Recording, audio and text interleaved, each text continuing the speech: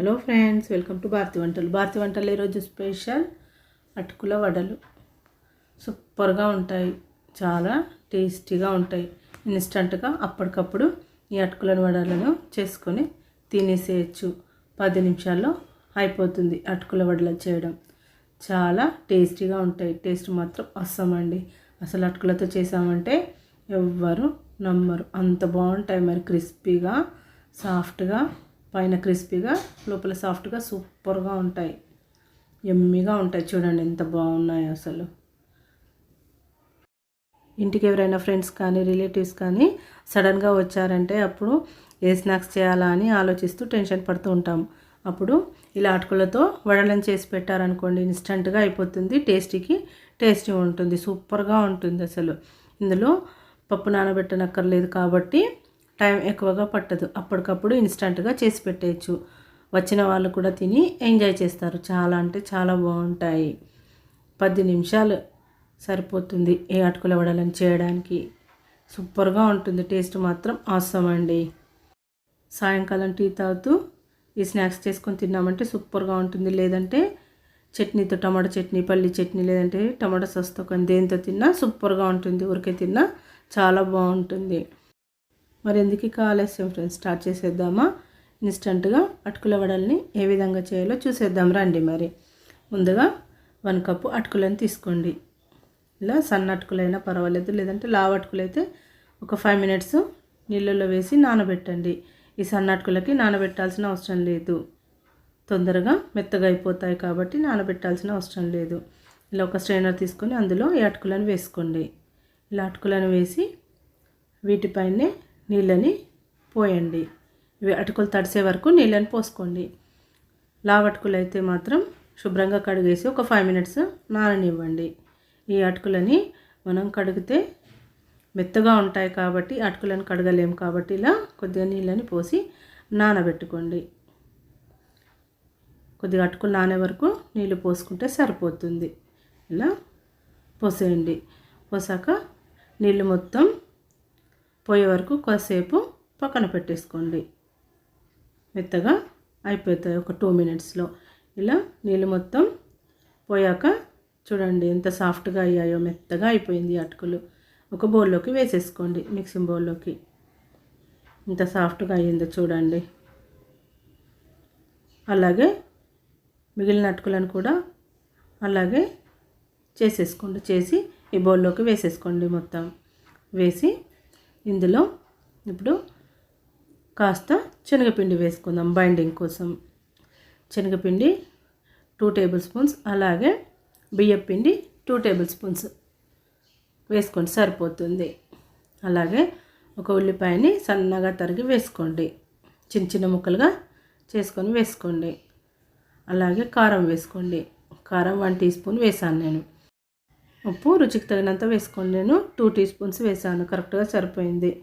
అలాగే పసుపు 1/4 tea spoon వేసుకోండి. జీలకర్ర 1/4 టీ స్పూన్ వేసుకోండి.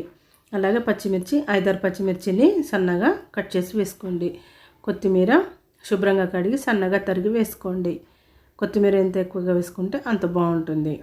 నేను కాస్త ఎక్కువగానే వేసాను కొత్తిమీర. వేసి వీటన్నింటిని పక్క పెట్టేసి ఇప్పుడు స్టవ్ను వెలిగించి ఒక కడాయి పెట్టుకొని అందులో ఆయిల్ వేసి వేడి చేసుకుందాం. ఆయిల్ వేడి అయ్యేంతలోపు మనము ఈ అటుకుల వడలని ప్రిపేర్ చేద్దాము. ఇప్పుడు ఇవన్నింటిని వేసాం కదా, ఉప్పు, కారం, ఉల్లిపాయలు, కొత్తిమీర, ఇవన్నిటిని బాగా ఈ అటుకులలో కలిసే వరకు బాగా కలుపుకుందాము. ఒక ముద్దలాగా చేసుకుందాము. ఇందులో నీళ్ళు అవసరం అనుకుంటేనే వేసుకోండి, లేదంటే లేదు. నేను 1 టేబుల్ స్పూన్ వేసాను నీళ్ళు, కరెక్ట్గా సరిపోయినాయి. ఎక్కువగా వేయకండి, మరి ఎక్కువగా వేసారంటే పల్చగా అయిపోతుంది. అందుకని కొద్దిగా వేసుకోండి, సరిపోతుంది. ఆల్రెడీ అటుకులు మెత్తగా ఉంటాయి కాబట్టి నీళ్ళు అవసరం ఉండదు. అవసరం అనుకుంటేనే వేసుకోండి. నేను కొద్దిగా వేసాను నీళ్ళని.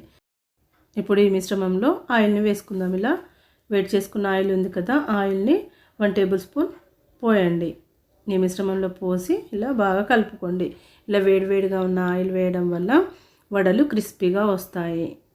చిన్న టిప్పుని మాత్రం ఫాలో అవ్వండి, చాలా బాగా వస్తాయి. ఇలా బాగా కలిపేసుకొని పక్కన పెట్టుకొని చూడండి, ఈ కన్సిస్టెన్సీలో రావాలి, పిండి ఇలా ఉండాలి.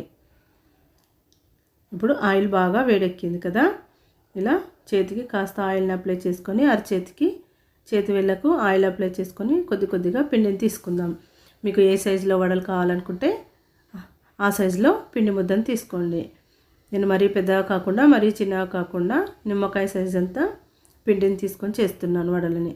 ఇలా బాల్ లాగా చేసేసి ఇలా వడలని చేసుకోండి. చేతిలో వేసి ప్రెస్ చేయండి, అరచేతిలో వేసుకొని. చూడండి ఎంత బాగా వచ్చిందో వడ. కరెక్ట్గా వచ్చింది, మరీ చిన్నగా కాకుండా మరీ పెద్దగా కాకుండా.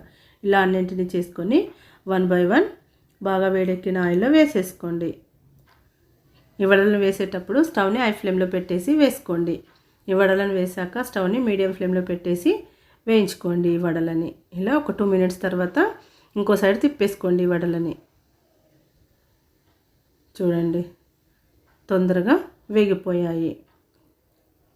అలాగే ఇంకో 2 minutes తర్వాత ఇంకో సైడ్ కూడా తిప్పేసుకోండి.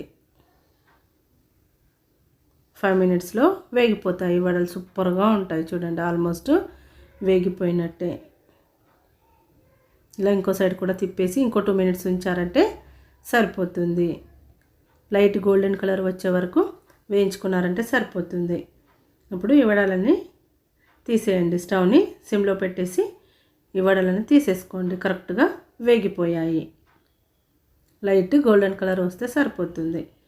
ఇప్పుడు వీటిని ఒక టిష్యూ పేపర్లోకి తీసేసుకోండి. చూడండి ఎంత త్వరగా అయిపోయాయో, ఎంత క్రిస్పీగా ఉన్నాయి, అసలు సూపర్గా ఉన్నాయి తెలుసా. చాలా అంటే చాలా టేస్టీగా వచ్చాయి. అలాగే మిగిలిన పిండిని కూడా ఇలాగ వడలాగా చేసేసుకోండి. అంతే, అటుకుల వడలు రెడీ. ఇన్స్టంట్గా అప్పటికప్పుడు ఎంతో ఈజీగా చేసేసుకోవచ్చు. అటుకులు ఉంటే సరిపోతుంది. ఆల్మోస్ట్ అన్నీ ఇంట్లో ఉన్న వాటితోనే చేసేసుకోవచ్చు.